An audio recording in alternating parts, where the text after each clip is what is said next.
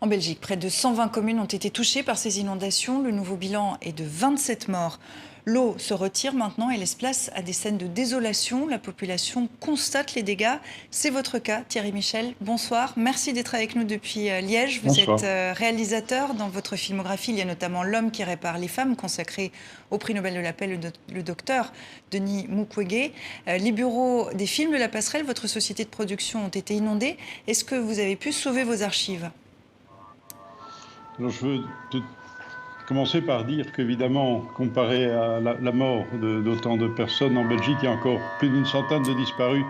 On pourrait dire que c'est bénin. En même temps, quand une société est victime d'un raz-de-marée aussi violent, d'une nature qui se déchaîne, de la puissance de l'eau, eh bien voilà, on perd la mémoire de tout un travail de plus de 40 années. Vous entendez les sirènes, évidemment. Ça n'arrête pas ici, les sirènes, les hélicoptères, c'est incessant. On perd le fruit de 40 années de travail. Alors on n'a pas tout perdu, mais par exemple, tous les dossiers d'investigation, de recherche, tout ce qui était les coulisses des tournages, tout ce qui était la vie des films sur papier, n'existe plus. Et absolument tout est perdu. Je n'ai plus aucune affiche d'aucun de mes films. De plus de 30, à mon avis, une quarantaine de films. Voilà, c'est quand même une mémoire. Et c'est évidemment immatériel. Les assurances ne peuvent absolument pas jouer à ce niveau-là. Elles vont remplacer le prix du papier.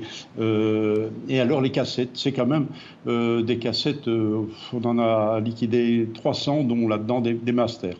Maintenant, je sais qu'on pourra reconstituer les masters des films parce qu'ils existent dans différents lieux, chez les distributeurs, à la Cinémathèque, dans les télévisions, chez TV5 et a d'ailleurs une partie du patrimoine de mes films puisqu'il a diffusé la plupart d'entre eux.